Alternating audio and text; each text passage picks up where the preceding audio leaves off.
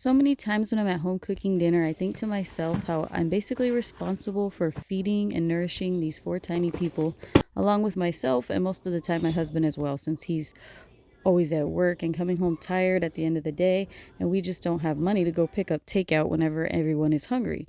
So I'm not sure if other moms feel this way, but I'm thinking to myself that most likely they get this feeling more often than not.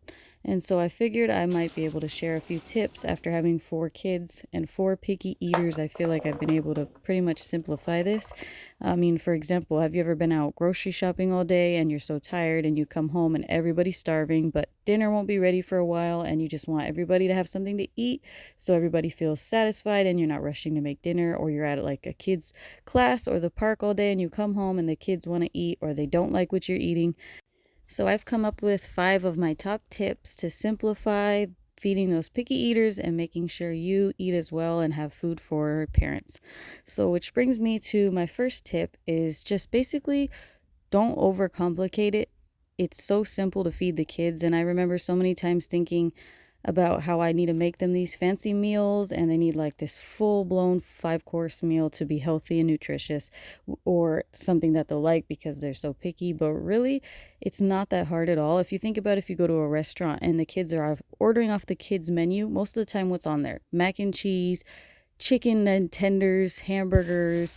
It's usually just like the basic kid food with a side of a vegetable or applesauce or whatever.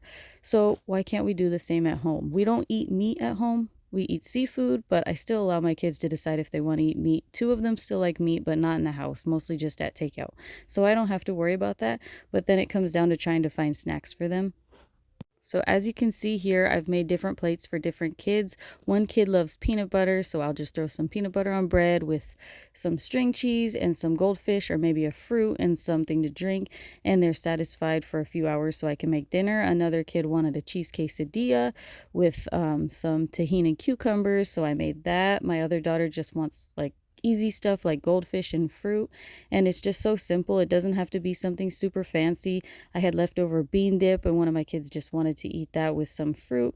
So once again, just don't overcomplicate it. Easy snacks, something that will hold them over, and it doesn't have to just be like a bag of chips. You could just make it something with a variety, like I said, if it's a quesadilla, add some fruit with it. If it's bean dip, add a vegetable or some fruit with it. Just keep it simple. Here, I'm making my daughter macaroni and cheese with some fruit and applesauce. Actually, it was an orange cup and applesauce.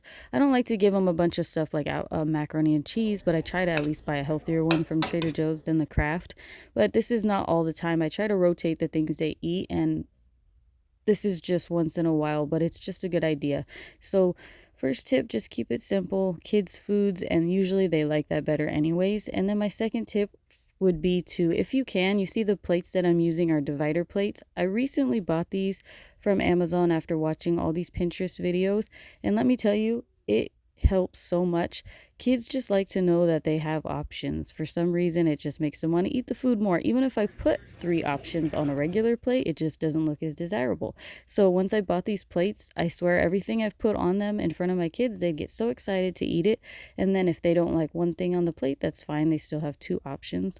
And these ones I got, I can't spend a lot of money because we don't have a lot to spend. And I usually just use my points if I have them on Amazon.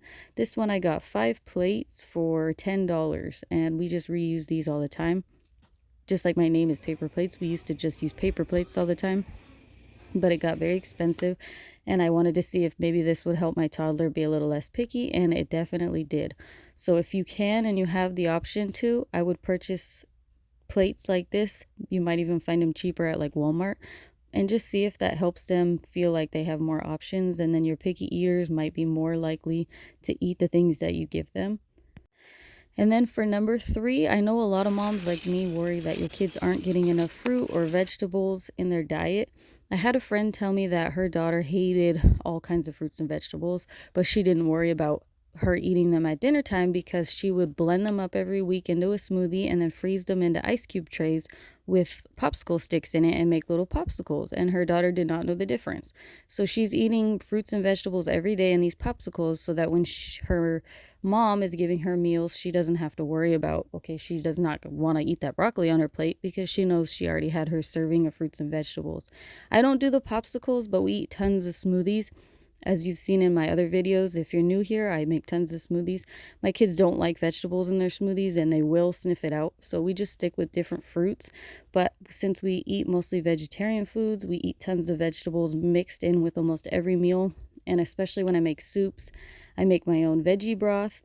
And then even if they don't like the vegetables in it, they'll drink the broth or they'll have it over rice. So that might be a helpful option for you if you struggle with worrying about your kids not getting enough fruits and vegetables. Maybe try putting them into popsicles, or just try having different smoothies, or just making like a healthy veggie broth that they can sip on and see if that helps more, so that you don't have to worry about every meal.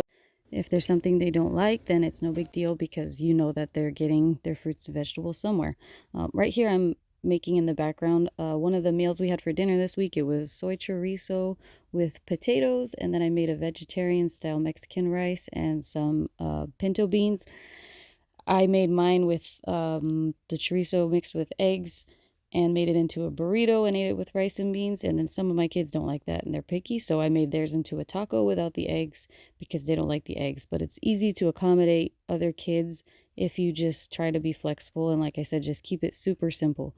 And then for number 4 is for all the parents out there. I've had so many days where I don't even realize that I have not eaten this whole day because I'm just more worried about the kids and making sure they have everything they need and that they're fed. I've had so many days where I'm on my way to work and I don't even realize until I sit in the car and I'm by myself that I'm absolutely starving and I haven't eaten anything all day, because when I work, I go in the afternoon and all morning I'm with the kids homeschooling and making their food, or I'm just in a big hurry and it's just too much to try to make myself something. There's nothing easy to grab, so I just end up waiting until I forget about it. So we need to take care of ourselves too. And for me, the easiest way to make sure there's something to eat would be, for me, like I said, number 4 is just try to make big meals when you make dinner, or double the recipe of whatever you're making so that you know you're going to have at least a little bit left over for the next day and hopefully the next couple days. So for me, when I have leftovers, it's super easy that I could just grab it out of the fridge and microwave it and like bring it in the car with me on the way to gymnastics or on the way to work or wherever I'm going. And then I don't have to worry about like running to the kitchen and warming, making a full meal or whipping up a sandwich for myself, or just a lot of times things don't even sound good that are quick, like a granola bar. It just doesn't even satisfy me, so I'd rather just not eat. But if I do have leftovers from dinner, no matter what it is, it's a lot more filling and more desirable. Even if I don't have enough to make a full meal out of it, usually it's a lot easier to make something out of at least having one side dish or something. For example, when we ate this for dinner, all I had left over was rice and beans, and I had some lettuce that I needed to use up. So I made, the next day, I made a taco salad with rice, beans, lettuce, and then I had the leftover guacamole sauce. I just added some tomatoes, some shredded cheese, and some ranch. And actually, my son's idea was to add some crushed chips on top, and it was the best salad I ever had. It was delicious. And we had the taco salad for like the next 3 days for lunch.